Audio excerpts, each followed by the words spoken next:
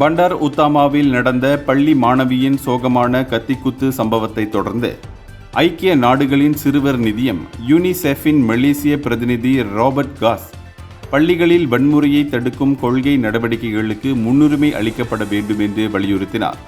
பாதிக்கப்பட்டவர்களுக்கு விரைவான ஆதரவு வழங்கிய அதிகாரப்பூர்வ நடவடிக்கைகளை பாராட்டிய காஸ், பள்ளிகள் மற்றும் வீடுகளில் குழந்தைகளுக்கான பாதுகாப்பை உறுதி செய்ய வலுவான தடுப்பு திட்டங்கள், பெற்றோருக்கு வலுவான ஆதரவு அமைப்புகள் மற்றும் பாதுகாப்பான புகாரளிக்கும் வழிமுறைகள் ஆகியவற்றை கோரினார். எந்த குழந்தையும் பள்ளியில் பாதுகாப்பற்றதாக ஒருபோதும் உணரக்கூடாது என்று அவர் ஆழமாக வலியுறுத்தினார்.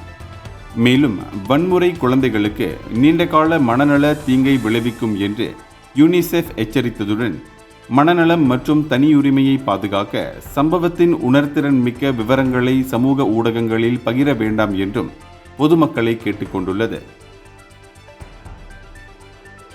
இந்தியர்களின் இதய குரல் மக்களோசை.